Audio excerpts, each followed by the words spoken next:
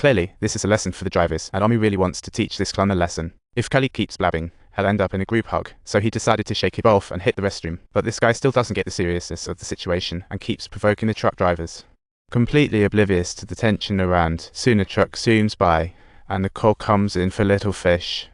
And the caller directly addresses her as Blonde Beauty, leaving Little Fish stunned. How do they know her hair color? But hey, they did steal a car.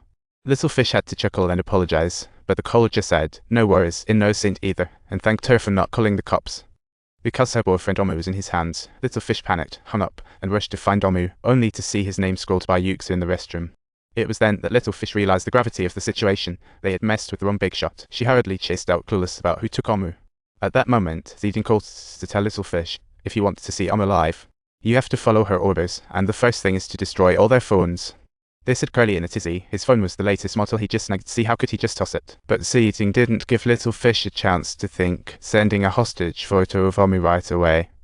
Little Fish panicked, snatched Curly's phone, shoved it under the tire, and crushed it. Goodbye phone. Zidane then had another demand. At this point, Little Fish was completely out of options. Keeping Omu alive was priority number one. But she didn't expect Zidane's outrageous demand to cut off her bestie Xiaomi's finger. Luckily, Little Fish is no fool. She agreed verbally, but had no intention of harming Xiaomi. After a brief thought, Little Fish finally thought of a genius idea: find a substitute at the nearby morgue. Soon, the three arrived at the morgue, but just as Little Fish was about to go in, Xiaomi blocked her and said, "If they want my finger, then I'll be the one to handle this." With that, she marched in without a second thought. She tiptoed over to a corpse, lifted the covering blanket, and just as she was about to snip off a finger, suddenly, the corner popped up. What a bold move. Her sudden appearance startled Xiaomi, but time waits for no one. Xiaomi had to regain her composure and search the freezer for a substitute, only to find it packed with beer. Zenkai. But in the end, Xiaomi found a suitable substitute and successfully got what she wanted. Meanwhile, another corner returned, scaring the daylights out of Little Fish and Xiaomi. Thankfully, this person didn't enter through the back door, giving Xiaomi a chance to slip out until the coroner suddenly turned around. Just then, the car wouldn't start, freaking out the trio, only to find out later that it was a false alarm with no serious issues.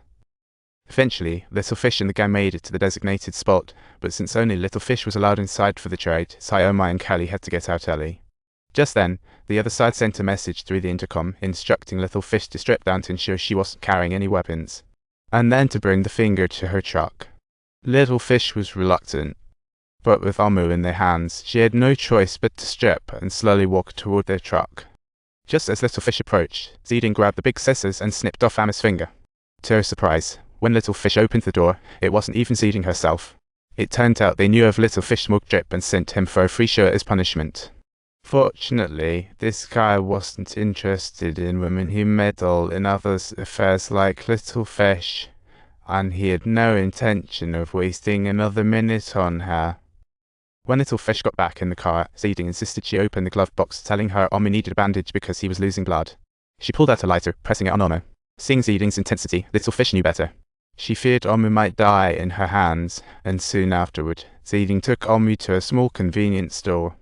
She locked Omu in the trunk, went to the vending machine, when the bald manager saw Omu signaling for help from the window.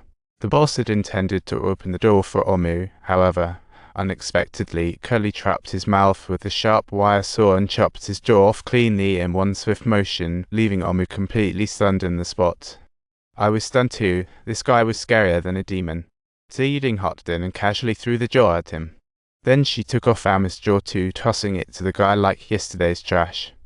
Little Fish then received another message from Zidane, instructing them to rush to the truck driver's rest stop, but when they arrived, Zidane ordered Little Fish to get something from the trunk. Opening it up, she found a set of women's clothing and a wig. She demanded Curly dress up and stroll around the rest stop, or else Omu's toast. Curly obviously wasn't on board with this. After all, she had mocked the truck drivers earlier in the service area. Now wandering in the crowd. That's asking for trouble. She prepared to leave. Suddenly, Little Fish flipped the script, threatening Curly with a scalpel she had brought from the morgue. Curly thought her girlfriend Xiaomi would back her up, but Xiaomi believed Little Fish was right. After all, it was all Curly's fault. Left with no choice, Curly had to comply. Eventually, she prettied herself up and stepped out of the car. "What do you want?" Curly asked, trembling in fear. These people seemed crazier than herself. Encouraged by Xiaomi, Little Fish decided to sneak out and check on Curly.